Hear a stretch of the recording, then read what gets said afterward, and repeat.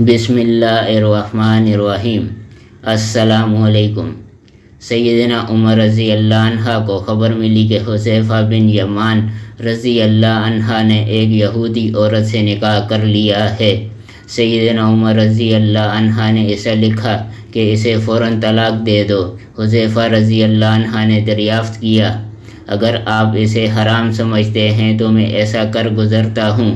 سیدنا عمر رضی اللہ عنہ نے فرمایا، میرا یہ گمان نہیں کہ وہ حرام ہے، مجھے محض یہ ڈر ہے کہ ایسا نہ ہو کہ تم بدکار عورتوں سے نکاح کر بیٹھو۔ ایک روایت میں ہے کہ سیدنا عمر رضی اللہ عنہ نے فرمایا، مجھے ڈر ہے کہ تم مسلمان عورتوں کو چھوڑ کر کہیں بدکار عورتوں سے نکاح نہ کر لو۔ ابو زہرہ رضی اللہ عنہ فرماتے ہیں، ہمیں اس مقام پر اچھی طرح سمجھ لینا چاہیے کہ مسلمان آدمی کے لیے یہی بہتر ہے کہ وہ مسلمان عورتوں سے شادی کرے، کیونکہ رشتہ اسلام کی وجہ سے دونوں کے درمیان الفت و محبت کے اسباب کامل ہوں گے۔ سیدنا عمر رضی اللہ عنہ کتابیات سے نکاح نہ کرنے کا حکم ایک بلند پایہ سوچ کے تحت دیتے تھے۔ یہ ان کا ایک بہترین سیاسی اقدام تھا کہ الفت و محبت جیسے معاملات باہمی طور پر مسلمانوں ہی کے درمیان قائم ہونے چاہیے۔ اللہ تعالیٰ نے اپنے کلام میں ایک آزاد مشرکہ عورت سے نکاح کو منع قرار دے کر اس کے مقابلے میں مومنہ لونڈی سے نکاح کی ترغیب دی ہے۔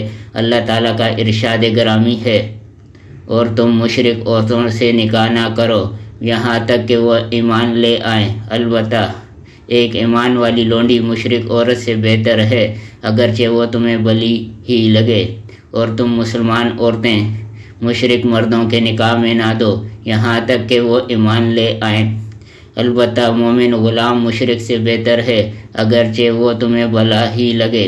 یہ مشرک لوگ دوزخ کی طرف بلاتے ہیں، اور اللہ اپنے حکم سے تمہیں جنت اور بخشش کی طرف بلاتا ہے، اور وہ لوگوں کے لیے اپنی آیتیں بیان کرتا ہے تاکہ وہ نصیحت حاصل کریں۔ ان آیات میں اللہ سبحانہ تعالیٰ مشرکات سے نکاح حرام قرار دیتے ہیں تاکہ وہ اللہ پر سچا ایمان لے آئیں اور آخر الزمان پیغمبر صلی اللہ علیہ وسلم کی نبوت کا اعتراف کر لیں۔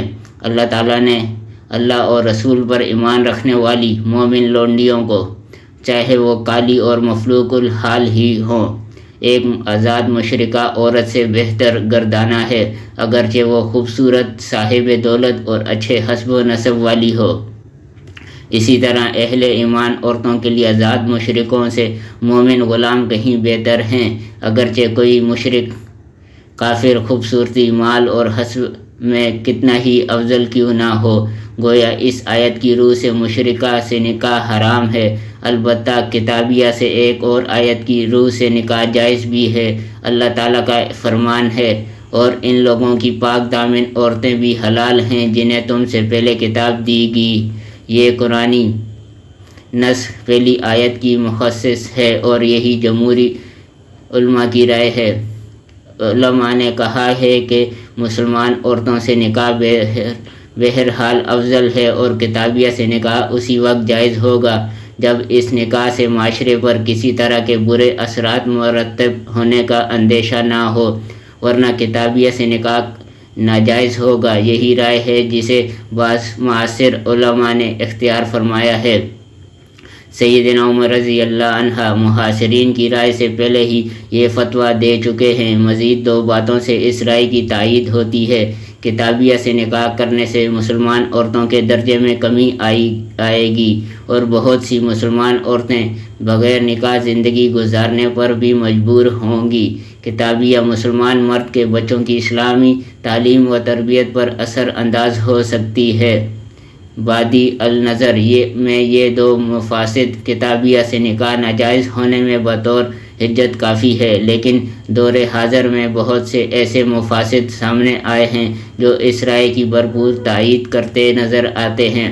پروفیسر جمیل محمد مبارک نے ان میں سے بعض کا ذکر کیا ہے جو مندرجہ ذیل ہیں۔ ہو سکتا ہے کہ کتابیہ عورت مسلمانوں کی جاسوسی کی غرض سے آئی ہو، ممکن ہے وہ کفار کی عبادات اور ثقافت اسلامی معاشرے میں پھیلانا چاہتی ہو، وہ مسلمانوں کو کافر علاقوں کی شہریت قبول کرنے کی ترغیب دیتی ہو۔ نکاح کرنے والے مسلمان مرد جہالت کی وجہ سے ان عورتوں کے ہاتھوں میں کھلونا بن سکتے ہیں۔ ایسی عورتوں سے نکاح کرنے والوں کا شعور بیدار نہیں ہوتا، اس وجہ سے وہ اللہ کے دین اسلام سے لا تعلق ہو سکتے ہیں۔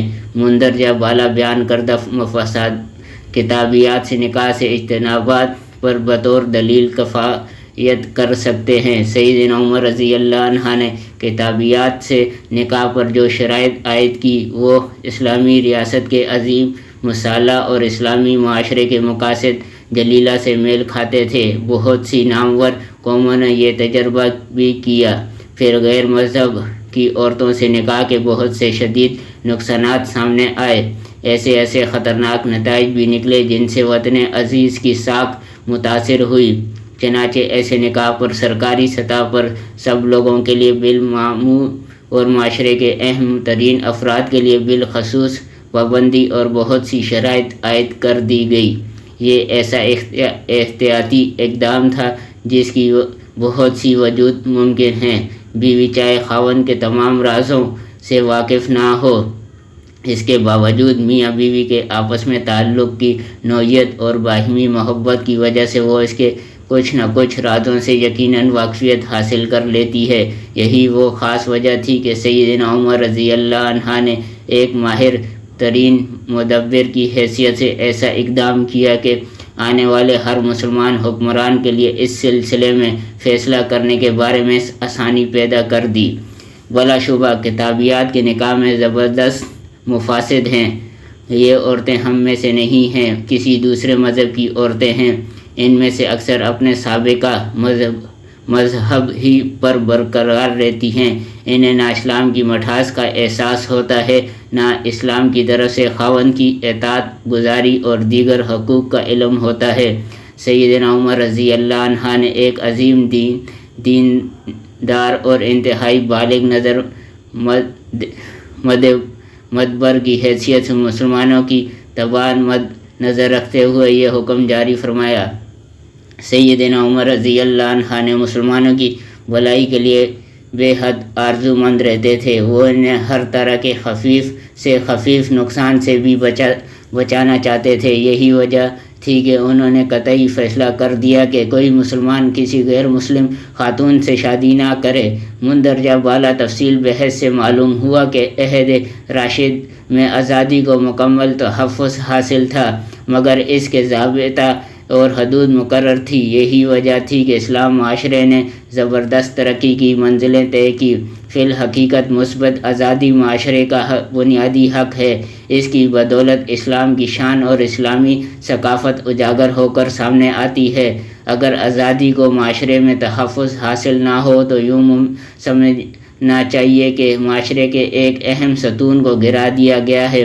آزادی سے محروم معاشرے ایک بے حس اور مردہ معاشرہ بار کیا جائے گا۔ اسلامی معاشرے میں آزادی ایک ایسی نورانی مشعل کی حیثیت رکھتی ہے جو انسانوں کے رگ و ریشے میں اتر کر اسے اللہ رب العزت کے ساتھ مربوط کر دیتی ہے۔ اسی طرح انسان بلندیوں کو چھو لیتا ہے، دل نیکیوں کا گر ہو جاتا ہے اور انسان اللہ سبحانہ و تعالیٰ کی رضا جوئی کے لیے بلائیوں کی طرف لپکتا ہے۔ اسلامی معاشرے میں آزادی ایک اساسی ستون کی حیثیت رکھتی ہے۔ خلفائے راشدین کے عہد میں آزادی کی نعمت نہایت حسن شکل میں نافذ نظر آتی تھی۔ والسلام جاری ہے۔